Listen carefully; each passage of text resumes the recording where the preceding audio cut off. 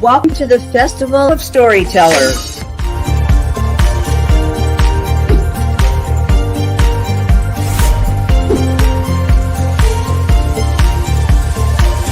I thank everybody that's involved with this process because we know writers need readers and writers need publishers.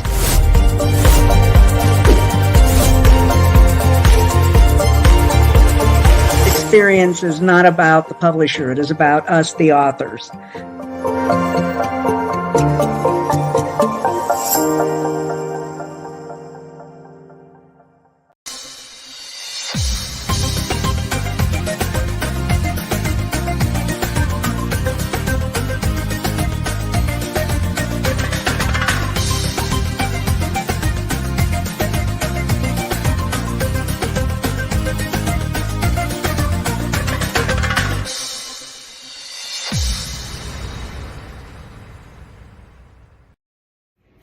Our next featured author is a remarkable individual with a diverse and accomplished background. Please welcome Donald Marcus Welch. With over 30 years of military service under his belt, Welch exemplifies resilience, dedication, and a commitment to serving others. Beyond his military career, Welch is an avid writer fueled by his passion for storytelling and a genuine desire to make a positive impact with his community. Currently, Welch excels as an event planner and catering manager, drawing upon his extensive experience in the culinary profession to curate exceptional dining experiences. His ability to seamlessly orchestrate events is a testament to his meticulous attention to detail and unwavering dedication to ensuring unparalleled service. Not one to back down from a challenge, Welch holds a master's degree in human resource management, showcasing his unwavering pursuit of knowledge. Additionally, he possesses a dual bachelor's degree in accounting and management, highlighting his diverse skill set and adaptability in various professional arenas. Born and raised in Cincinnati, Ohio, Welch is a true native with unwavering love for his hometown. As a die-hard Eagles fan, he is always ready to cheer his beloved team, instilling a sense of loyalty and passion that extends to all aspects of his life.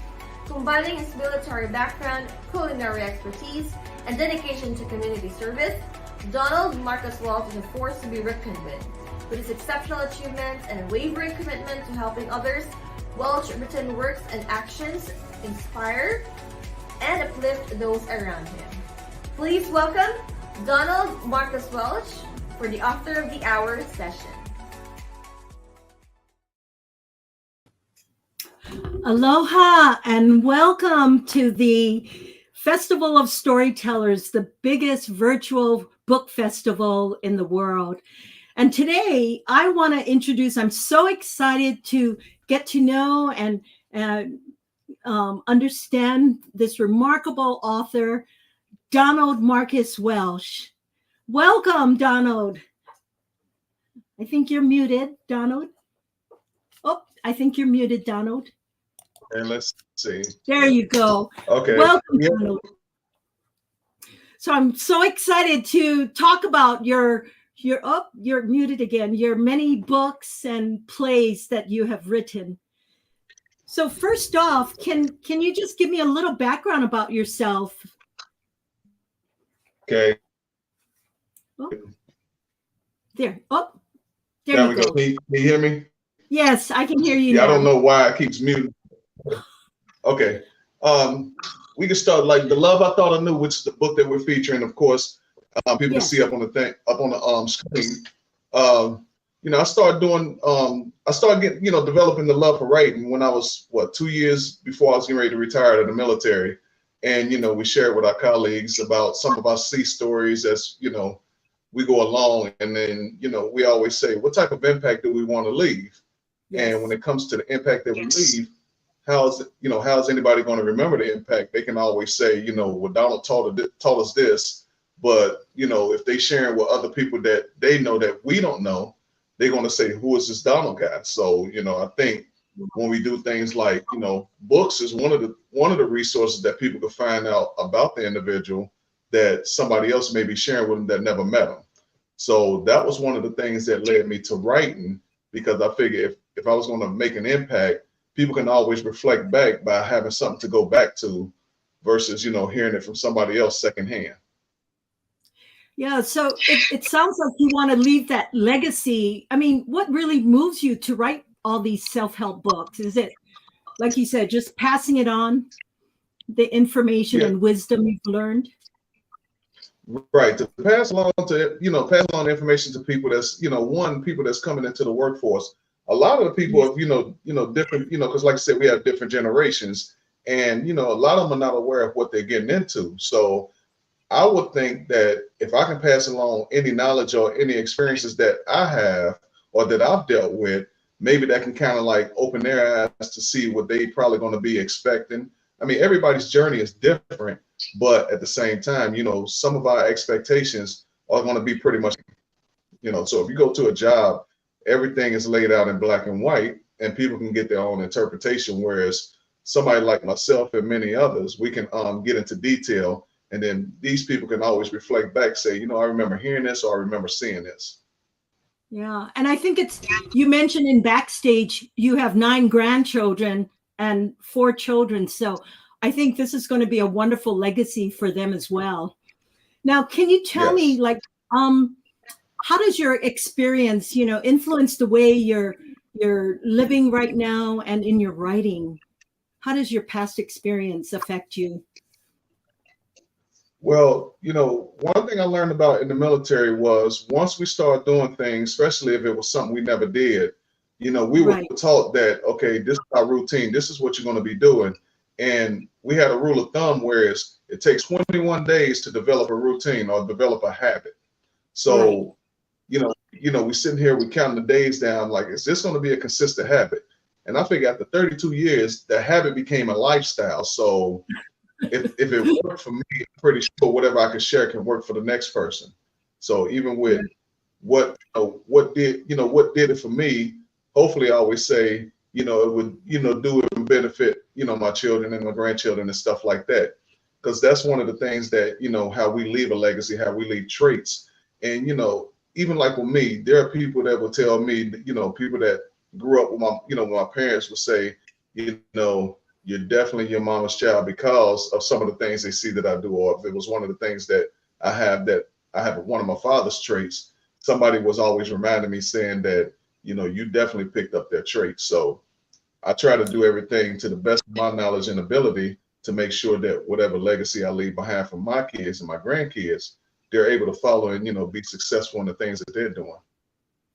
Yeah, I think that's so important, working together as a team, and also just, understanding that it's so much easier to start with good habits rather than, have bad habits and then try to break them. So I think it's really great for young people to grab your books and really to maybe, see the wisdom from others like yourself, and before they launch onto the working pad. But, can you recall any pivotal point in your life, that really pushed you to write these books? Was there anything that really inspired you on your first book or to consider it? I think the thing that inspired me was the fact that, during my time in the military, I became mentor to quite a few people. And, to this day, even with me being retired, people still reach out to me and I reach out to them to, one, follow along with, how they're doing. And, and even if I'm open to any questions that they may have.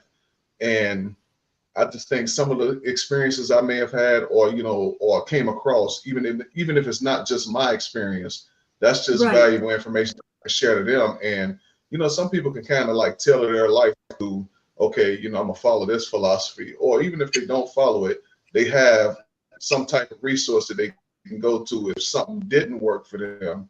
Maybe there's something that they can look back on. So the fact that I'm, can be a contributing part to that is, is self-satisfying to me, knowing that I was able to help somebody else. That's great, Martin. Martin, I think, wrote down what was going back to the current book we're talking about, The Love I Thought I Knew. He was asking what was the specific inspiration for writing this book? Was there something that really inspired you to write this play, this romantic play? Well, just like I say, even with the time of being in the military, the one thing I could say, I've got to meet a lot of people from, different backgrounds, different nationalities. And, other than the people that I knew, like saying growing up with, ever since we was a child, everything pretty much follow along as I would consider protocol. And what I mean by that is we were all pretty much raised the same. Whereas Right. like if you come from a background, whereas, if you're an adult and you have kids and, in the place, you only be, if you're not allowed in the kids, if a kid is not allowed in the place because you have a lot of adults, then, you need to get out of that room. So that was one of the things I said to myself where, let's kind of expand that, because now you have kids trying to understand the messages that adults trying to put out. And I think Right. like with this, it's like if I could put it in book form, you may have those kids that don't know a lot of the things because the adults didn't share with them. Well, they can Right. pick up a book and say, well, I've heard this before, I've seen this before, but I didn't get the thorough understanding of why, this was either happening, or, why wasn't I told? So, Right. this is just one of the tools, many tools out there that they can say, if I want to find out, people always say, hey, do your research. But where do you start? And one of the ways you start, you can either pick up a book or you can go online and search the internet. So I just Right. wanted to make And one of some, as a right. resource.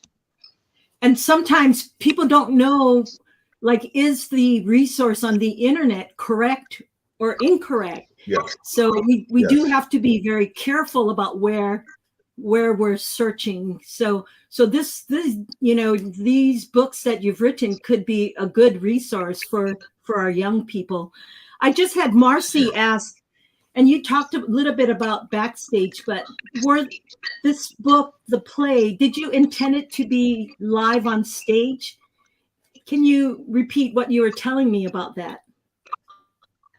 Well, I'll do one time, one day. It's one of them things where I'm trying to write a number of plays. So, with me reaching out to people that, where they do plays at, it's a matter of, which resource that, we reach out to that, one, is this a reliable source? Two, we got to find out what are the preliminaries when we're reaching out to these sources. Because of course it's going to take we got to look at finance as well. And, we got to also look the time of, if the time that's allotted. And I'm that type of individual. I'm patient because I say to myself, I know it's gonna happen because that's my dream. But in the meantime, I'm trying to get as many plays written as I can, because it's like I feel like this. Once this thing gets to going, before you know it, if we get one play going, people are gonna be looking for the next play. So, it's just a matter of, like I said, the timing. I do plan on putting it on stage, but it's just a matter of the time. The man upstairs is gonna, let me know, and we're gonna make that move. I love your positivity. I mean, I think that's a good way to look at life. Like, if you can dream it and work on it, then it's going to happen. And the man upstairs is going to help you with it. Yes. Going to your books now, out of all the books you've written, which book would you want to give for someone, maybe who's being launched into the workforce, who needs to focus in life? Elaborate your answer. I have one book like I said, when it comes to the workforce, for the most part, and I'll hold it up so people can get my answer of it. My first book that I wrote from a tainted fountain, which I can, as you can see, I got up here. Drinking from a little bit. Yeah, drinking from a tainted fountain. Got it. Okay. Okay. There we go. Yeah. So, Drinking from the Tainted Fountain, which was the first book that I wrote, and on the back I always have something on the back as well. And this is pretty much sharing my experience. I'm gonna hold it up closer where it says, "Long journey I walked it, drama I dealt with it, nation I faced it, serving the country I achieved it, blood, sweat, and tears I gave it." And with that, there's a message behind each phrase that I use with that, because not just with the military, but that's any obstacles that you deal with in life. You know what I mean? So, and a lot of obstacles, people deal with more than obstacles in the workforce, because if you think about it, when you wake up in the morning, you go to work, whether if you have the morning shift, mid shift, late shift, most of your time, you could just say what, a third of your time in your life each day is spent at work. Yep. So, and by the way, I do want to thank you for your 32 years of service in the military. My youngest daughter just joined the New York Army National Guard, and I'm telling you, we've been following her journey through OCS and, schooling and boot camp, and it's not easy. It is not easy. So thank you. But anyway, yeah. Go ahead, Donald. I agree with you. It's not easy. And like I said, when, especially with military, I could say military versus any other job, because I will figure 32 years, I've been in the military over half my life. So I can definitely firmly speak on that, because with that particular job versus any other job, the difference is you can have a regular job, you clock in, do your work, clock out, go home. Whereas with the military, it's not a simple clock in, clock out. You got to be ready for what's next. And before you know it, you're deploying away from your family. So I think when, you can have the support from your family, but it's a lot of things that some family members are not really, ready for, because now all of a sudden the unexpected comes up. And deploying is one of I could say, the toughest part of the job when you're in the military. Right. As a pediatrician in Hawaii, I see so many families, here in this island, and, they have children and they're by themselves with no support system. So sometimes it's good to have some reliable self-help books to get them through this very difficult time. And I do see a lot of divorces and a lot of conflicts when, their spouses are deployed. So I really have a good understanding of that. Anyway, going back to your books, Donald, what do you think is the most favorite of all your books? It's like choosing a favorite child, but is there a favorite? I can't really say what the favorite is, because I hit on different topics, but right off the bat, when it comes to, when we think about issues that we have in the world, I would probably have to say, schooling challenges of a military dependent, because I have a 13-year-old that's still here with me, that a lot of the stuff that I wrote in that, and like I said, that was a children's book, was based on some of the challenges he had to face. He's faced challenges, that my other kids didn't have to face. And it was a matter of, him growing up, and as you get into like these schools and, getting to know people from different atmospheres and different backgrounds, getting into the activities. And, when he gets into an activity that he loves, now he has to depart away from the activity, because I have to either depart the unit and report to another unit. And, the up and moving is never easy. Yeah. So during your 32 years, you were moving quite a bit? Yes. Yeah. Now, what's the longest you usually stay? About 3 or 4 years?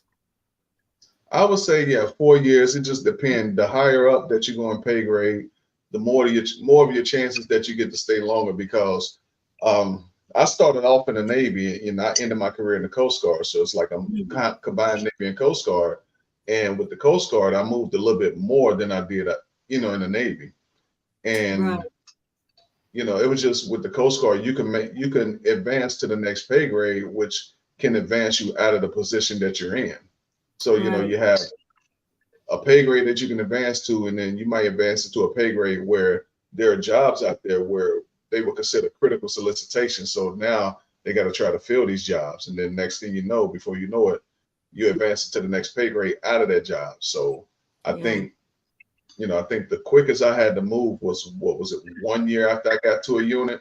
And I was advancing after I got to that unit. And then when my assignment officer said, "Hey, I can't leave you here," first thing I'm thinking, like, okay, what's the problem? It's thinking like, okay, if you don't want to advance to the next pay grade, just turn it down. I'll leave you there. And I was like, nah, I'm good with that. So it's all about growth. So I'm good with that. So I want to move on. We're going to talk about some hashtags. And so, Donald, I'd like to first go to the first hashtag, self-help books. If you can just elaborate on that hashtag. Mm-hmm. Right. Like I say, with self-help books, again, just to reiterate. Oh, okay, there we go. Just to reiterate, especially when it comes to self-help, there's always tools that people are going to need. And self-help books, I think, is a great tool to have because you have people that, they can experience problems. And some people, when they have problems, they don't want to admit that they have problems. And, just because you have a problem doesn't mean it's a bad thing.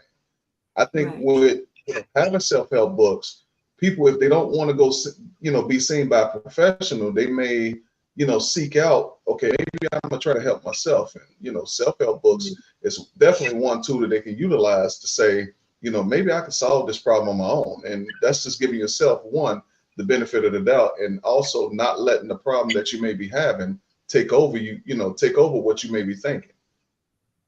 Yeah, I think that's so true. Sometimes people will recognize a problem, and I know, especially ever since the pandemic, I've seen an increase in mental health illness. So the therapists and counselors are actually filled. It takes 2 to 3 months sometimes to even get an in-person or virtual appointment. So I think even more so, self-help books can be that bridge while you're waiting, or if you're just not quite sure. But yeah.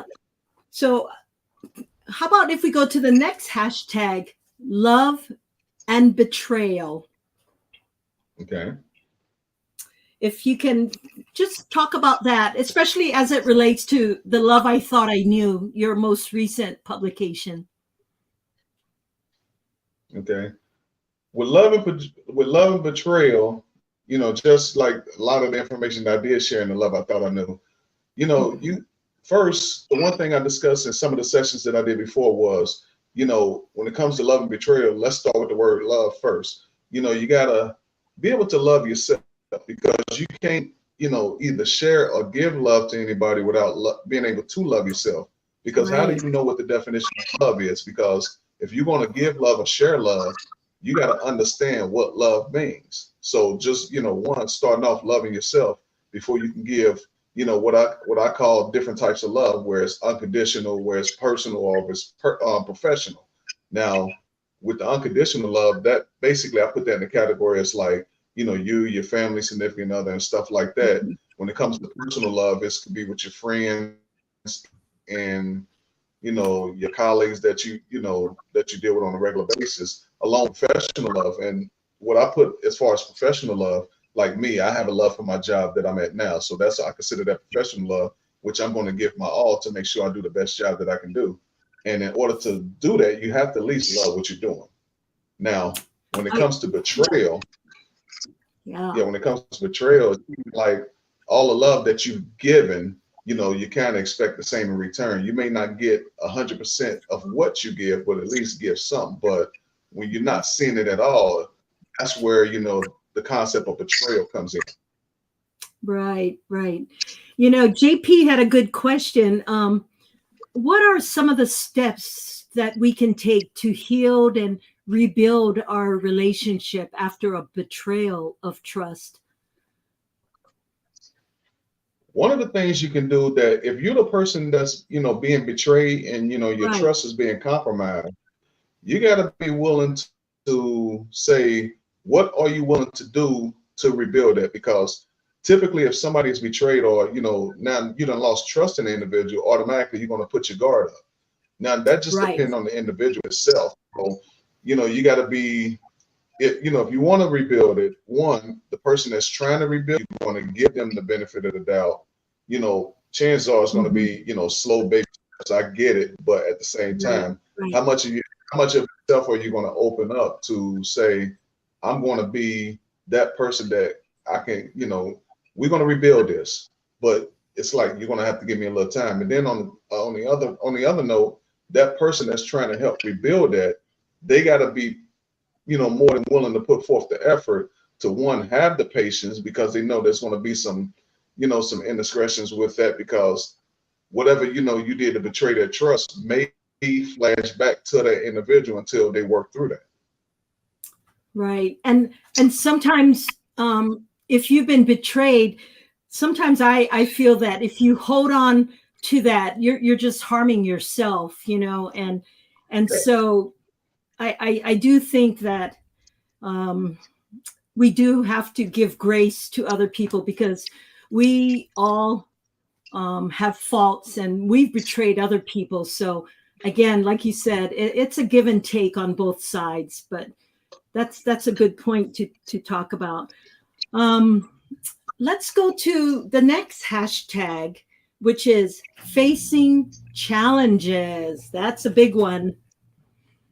Yes. It's a lot. Like I said, life in itself is not easy. No. With life comes challenges, and love is just one of the part of the challenges that you deal with. So when it comes to challenges, it's a broad perspective. Like you said, whether it be love, whether it be trust, whether it be betrayal, who you got here, getting into the workforce, there's a challenge. Getting into relationships, there's a challenge. So challenges is one of the biggest things that we face in the world. And there's really no escape, there's no escape from that, because it's like, even when you're trying something for the first time and you think you're going to like it, there's still a challenge. And even when you get into that thing that you're trying and you say, hey, I love this and I'm going to stick with it, there's still a challenge. You could be at a job. One of the biggest challenges, like say at jobs, is, you're worried about if you're doing your job correctly. And you say to yourself, if you're doing your job correctly, your supervisor will either let you know, or if the supervisor don't say nothing, they say, hey, if there's nothing said, then I'm doing something right. But one of the challenges you also have to deal with that is some of the, colleagues, people that you probably don't even really deal with, but just colleagues, you have, that jealousy that may creep into there, and, you got to wonder, what is their, what is their motive? Or, am I worried about what my supervisor is going to think if somebody say this? It's so many, like I said, it's just too many that it'll take more than one day to even go over when it comes to. Right. One of the things that when we face challenges, I find that many people are fearful and they hold back and they don't want to face the challenges. And that can be a big problem. Sometimes it is risky to try and trust someone, but just for myself, my husband died suddenly and unexpectedly 13 years ago. He was my business partner. And, at 55 years of age, I was faced with, should I continue being a doctor? My 4 adult kids said, just mom, sit at home and sit in a rocking chair and retire. But for me, that was the biggest turning point for me, is, facing that challenge, not knowing what the future held, and trusting God and saying, okay, I'm going to do this. I'm going to try it, because I didn't want to live with regret. I think if we don't face challenges on our deathbed, we're going to look back and say, wow, yeah. So JP just put up a question. What strategies can couples use to maintain trust and loyalty when it's a long distance relationship or even deployment? How did you handle that, Donald? My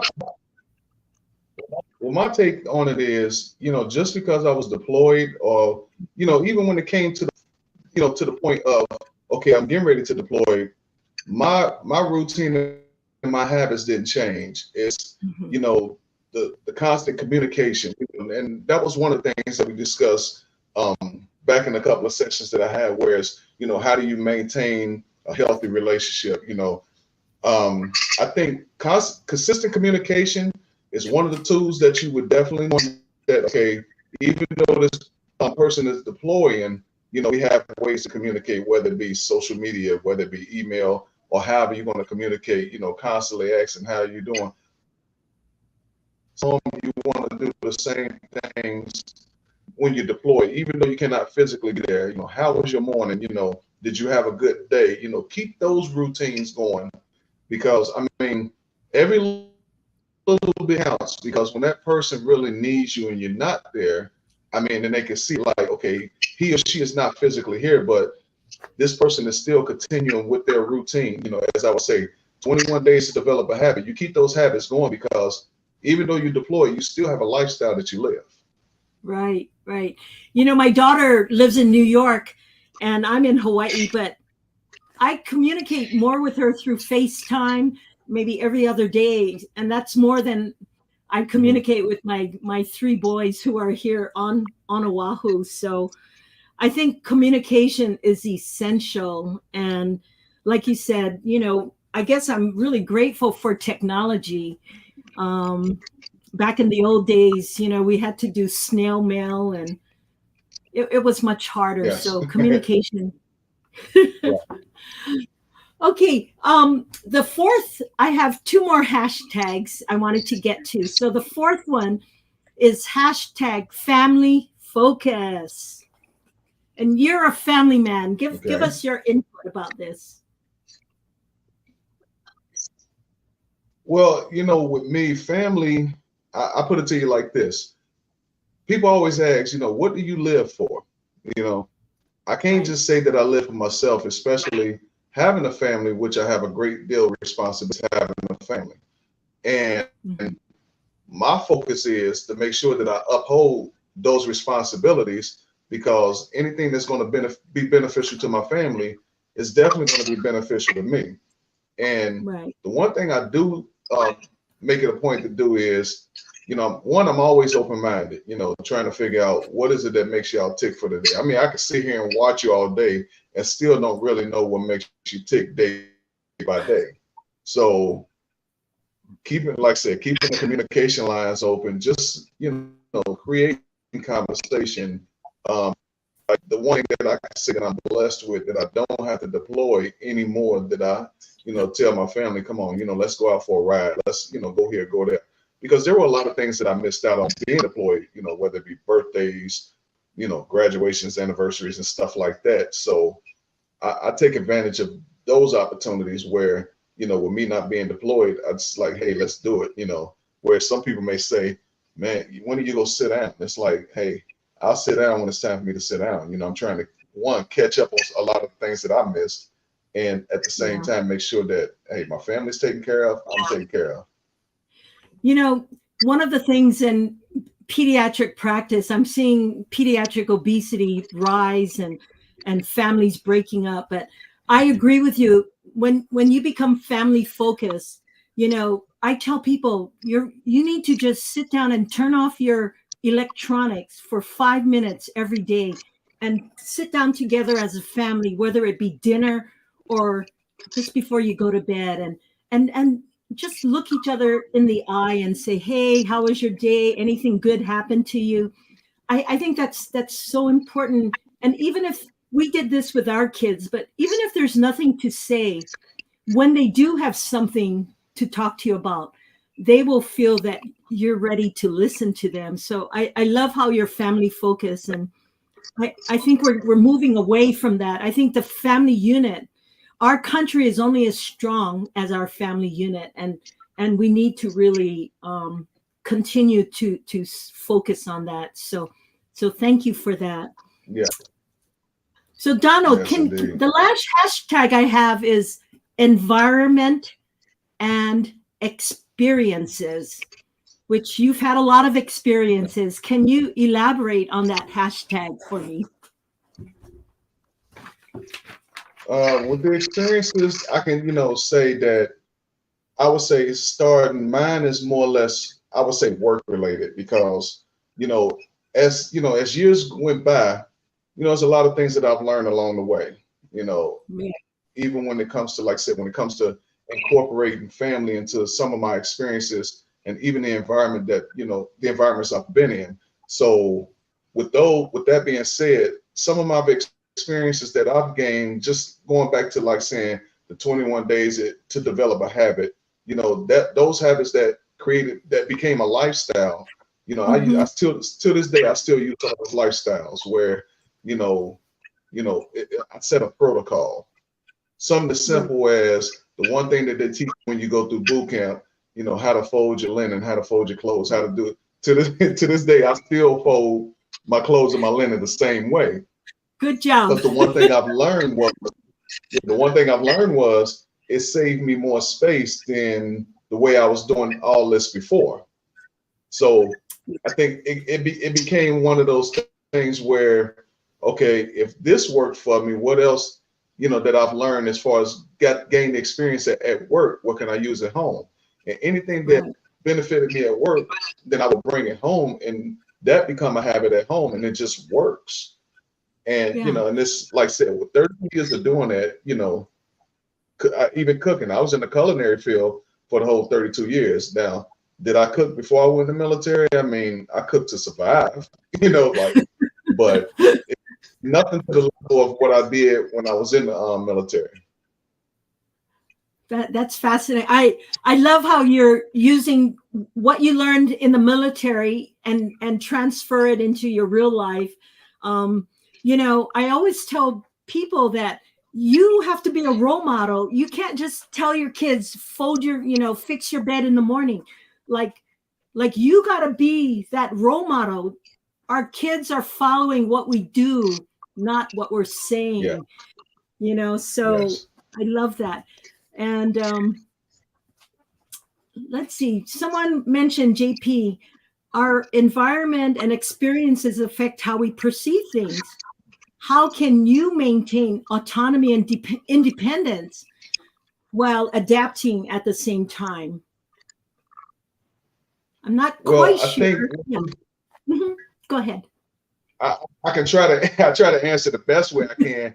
I think, if I'm not mistaken, what the question they're probably asking is, okay, you have an issue out there where, you're picking up and, you say to yourself, how do you use that tool and how is it going to benefit you? Right, right. One thing I've taught people that I've mentored, especially when it comes to the culinary field, I can teach you how to do something. It's up to you how you tailor it to make it work for you. And, I remember teaching one of the guys that how we have to do menu cycles, and even though we had menu cycles that we had to follow, I tell him, hey, this was my menu cycle. This is what I did to prepare it. Now that you're doing your own menu cycle, you have to tailor it to what works for you.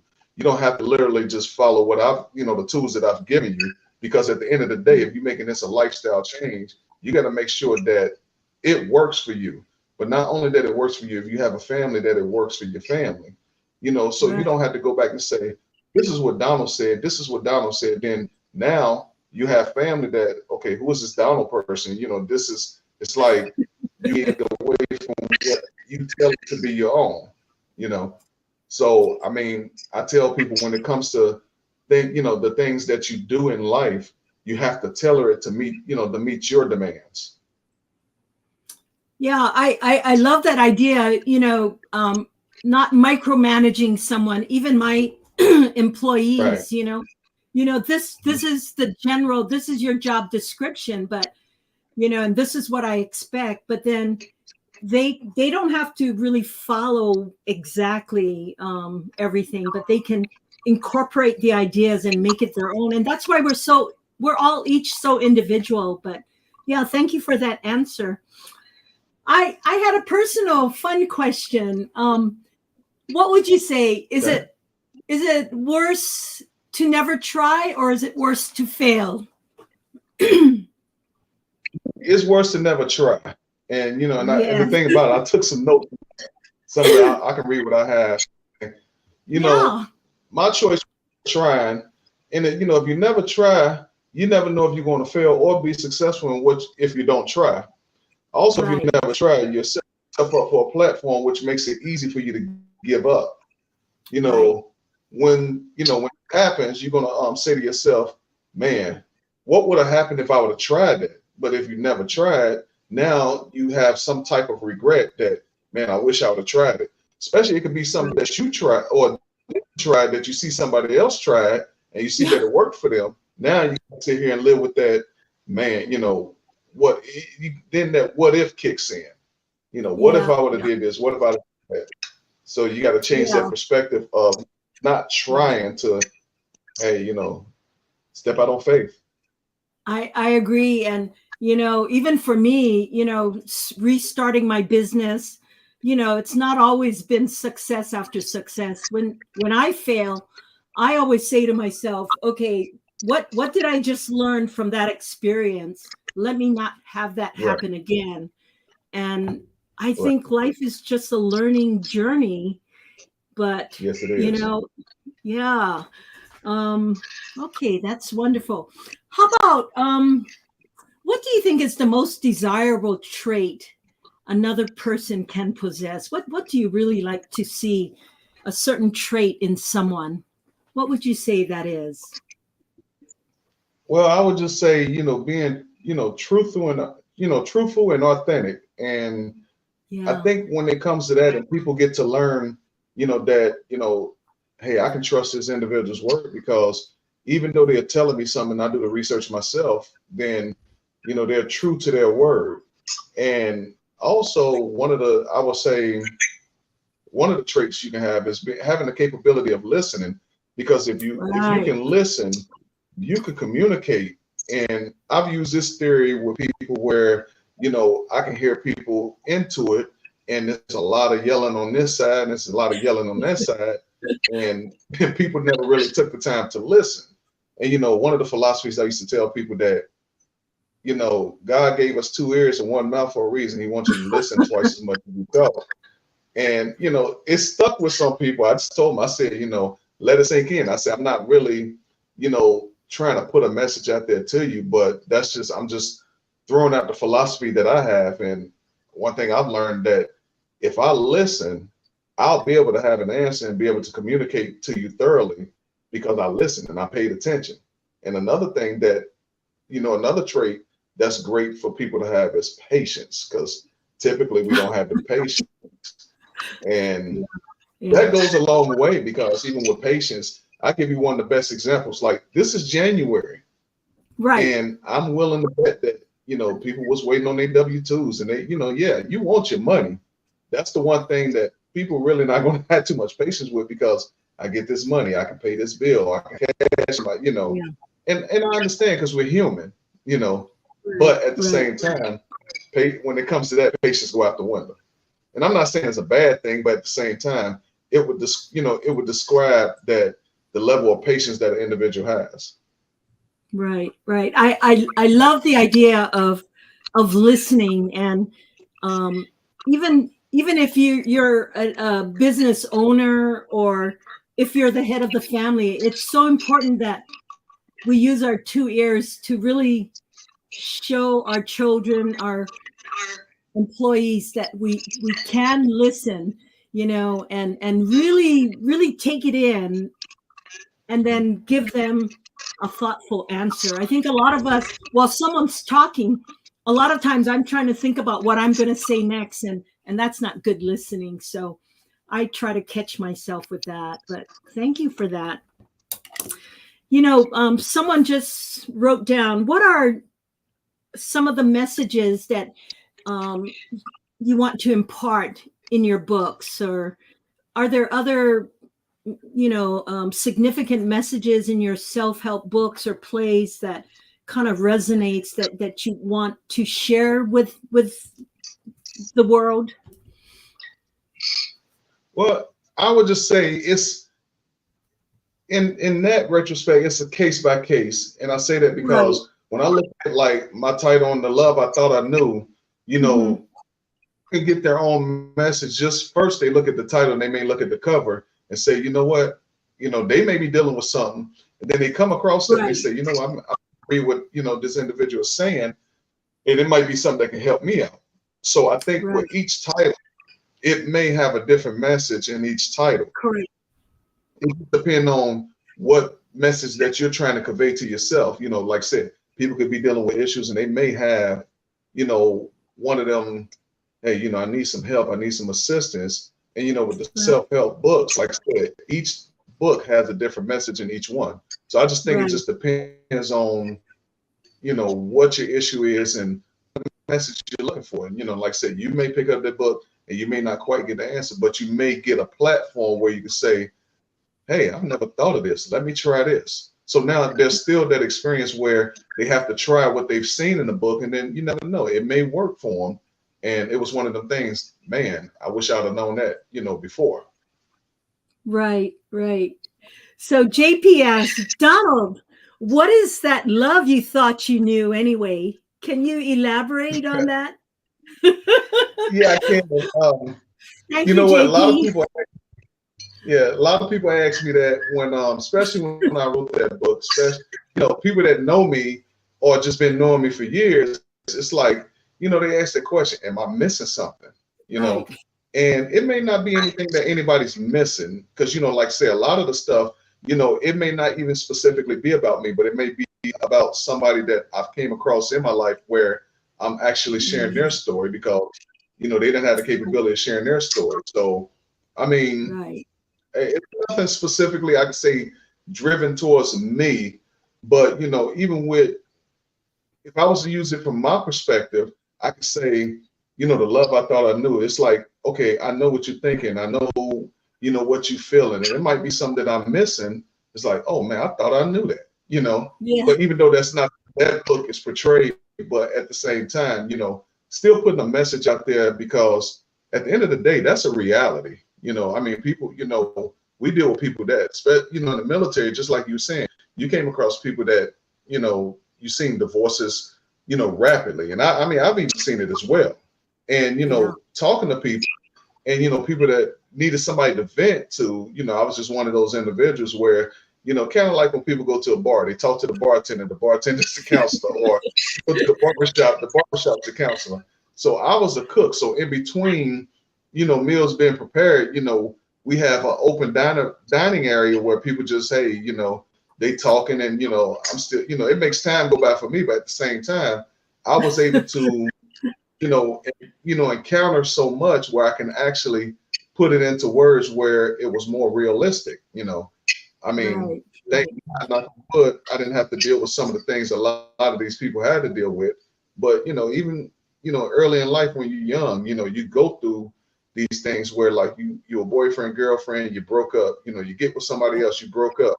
These are lessons learned as you go along. And, and I guess I could say just being young, I could say these were the loves I thought I knew because when you were together, even if you're young, you don't still understand the concept that we're trying to do this so we can be together forever, because that's just living in the moment young. Right. But that could have that one way, So Right. Well, you're so easy to talk to. I think you should go for your PhD in therapy or counseling, being a counselor. It seems natural for you. I thought about that because, like I said, when I write the books, and it's like when people ask me questions, especially my colleagues, I give them something where they say, I would have never thought about that. And, to me, I think giving people tidbits of information that I think, and I have to work on it with myself saying, I'm thinking that you should already know this, but at the same time, it comes along with experience. If I'm talking to an 18, 19-year-old, I can't expect them to know something that, me being in my 50s, I can't expect them to know the thing, because this wasn't something that I, learned overnight. This came with time. Right, so right. I can. Yes, and I think too. I think the young people around you are very fortunate, including your children and grandchildren, because you're just oozing with wisdom and knowledge, and I'm just so amazed at how you're able to put all of this into your books and plays, and I'm excited to pick up the current one, the love I thought I never knew. So can you, in closing, can you tell us where we can pick up your books and plays, or if you have a website? No, I don't have a website, but my books are on Amazon. I started the platform with Amazon. It's an easy platform to follow, I will say. And also, people that I'm constant, that I'm around, I let them know by word of mouth, kind of give them like a sneak peek of, a lot of other things. So like even with The Love I Thought I Knew, that was published back in, let's see, May of last year. And I was able to get another book in last year before the year ended. So just last year alone, I published 3 books. So I'm gonna just show a quick cover of the one that I just released before Christmas. And this one right here, A Dad's Unexpected Battle. That was the last book that I for 2023. So kind of, you know, one of the things I work on is the images for the books. You know, you want that image to catch people's attention. And on the back of my books, I always have some type of slogan on the back of my book. Like with this one I just showed, I put up here, the ingredients to the stability of family is love. Once love is gone, the stability is chipped away to nothing. And I'm a firm believer in that, because once you lose the stability of family, you kind of lost it all. You know, you want to continue and maintain that stability, because at the end of the day, family is all we have. That is true. That is so true. I love how you put those little things on the back of your book as people are looking for self-help. So that's really great. What so tell me your new projects. You mentioned some new projects. You're just a busy man, but there was something about greeting cards that you mentioned. Yeah, I'm actually working on, and here's the funny thing, because people ask me, how do I do it? So with me just publishing The Dad's Unexpected Battle, I didn't really sit still after I got that published. So matter of fact, I got 2 books that I'm working on that I won't share the title, but at the same time, as time come along, you know, I will kind of like get close to, you know, throwing that spoiler out there. So, but when I do get some down, I want that, you know, that woosah, I have greeting cards. Like I'll show you one here that I create, you know, because like I said, you go in these stores nowadays, these cards don't really say what it is you really want to say. So just the fact that I can tailor it to my own words, like the one I just showed, that was one where I was thanking one of our relatives, because we had a family reunion back in August, and she did her thing. This was almost a solo project for her. And what I did was I'll show, like, this is a picture of her, and what it was, I had animated that picture. So, you know, and it's like all of us are saying something. So the words that I have up there, I have a picture of the person on each page. Like that one was me, and like say on the next page, I had another picture of her, and then some of the words that were said on this side, that was another relative. So, and the good thing about the greeting cards, I include pictures in there, because it's one of them things. So now I have another family member said his words, and also, and this one was more or less like a not a trifold, but a 3-fold. So it's like, you know, I have the 1-fold, 2-fold, and then there's another family member right there. And then what I'll do is I'll kind of like end it, you know, whereas, you know, that's her again and another family member. So everybody's showing their appreciation for what you did. And then on the back of each card, you know, a Bible verse, or if it don't have to necessarily be a Bible verse, it could be a verse of anything, you know, people may want. And the one good thing about it is when people reach out to me to make these cards, I kind of tailor it to what they want. Like the person that, like for this card, just a thinking of you card, and the person I did it for, they come yellow. So, I mean, that was perfect. So, and then the same thing on the inside, you know, I got, say, the balloons and. Oh, I love that. So, you know, so, and it was a get well soon. And then, so, I mean, that's one of the things that I'm diving in, and other projects I'm working on. You know, I'm gonna start getting like into poetry and even stepping out to spoken poetry. So I love how you're exploring all the different venues. But Roxanne says, thank you for really taking that time in writing your books, Donald. I mean, you are really sending positive messages out. And, you know, I hope that the public will reach out. And tell me about your live booth sessions for the Festival of Storytellers. Will you be doing live booth sessions next week? Yeah, I think, well, what it is, they got me doing, for the next week, I got, was it like scheduled from 5 to 5:30, where people will be able to go to my booth to actually see these sessions, because I did it this past week. So I got next week, and next week is the last week, but also looking down the line further where I think in the itinerary, I know we got some things coming up where they're going to be doing the book tours in London and LA Times. So these are things that I'm looking forward to, and at the same time still working on projects. So even like with the current 2 books I'm working on, one thing I will say, one of the books I'm a quarter of the way done, and then and the reason I'm doing 2 at one time, because as a writer, of course, you get writer's block. So when I get writer's block in one, I can kind of reflect to the other, because the thought process for one book won't be the same thought process for the other. Right. Wow, there's so many things on your plate coming up this year. So anyway, live booth session 5 to 5:30 Eastern Standard Time. Yes. And then we can pick up your books through Amazon. Any last words you want to tell our audience? Any last words about your books or yourself you want to just say? I could say that when it comes to these books, the fact that, my goal is self-help, I plan on continue, I just have a love for writing.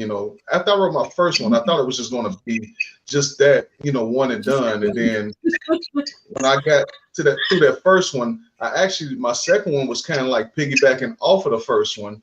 And then it started coming to me that, you know what, I can actually get into this.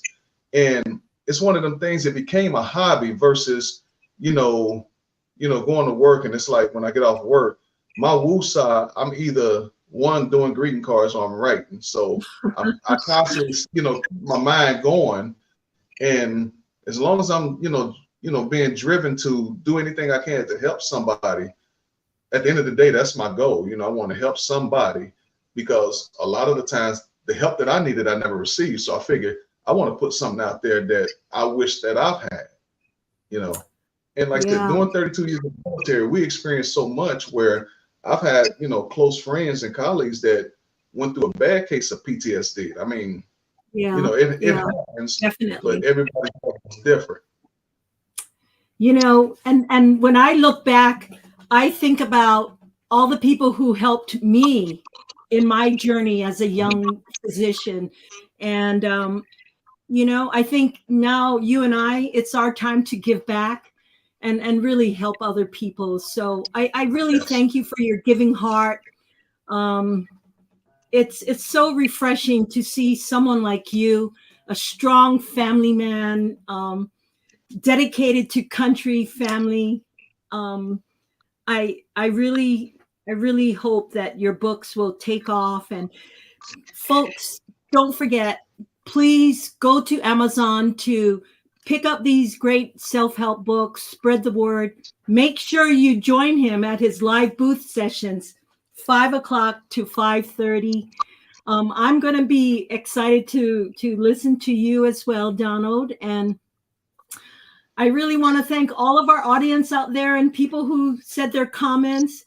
And always remember, here at Reader's Magnet, we share your story to the world. Thank you, and aloha from Hawaii. Thank you, Donald. It was such an honor and pleasure to interview you. It was an honor as well. And like I said, I appreciate the opportunity that, like I said, Reader's Magnet has provided me. And if anybody's thinking about getting out there to write their story, like I said, I highly recommend you write your story. And, you write your story, then, we be here on Reader's Magnet as well. Thank you. Thank you. And thank you, Reader's Magnet. Join us next week for the Festival of Storytellers, and we'll see you later. Aloha. All right. Y'all take care.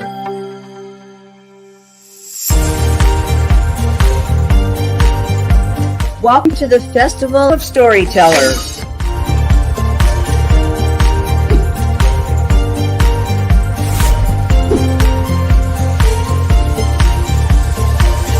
I thank everybody that's involved with this process, because we know writers need readers and writers need publishers.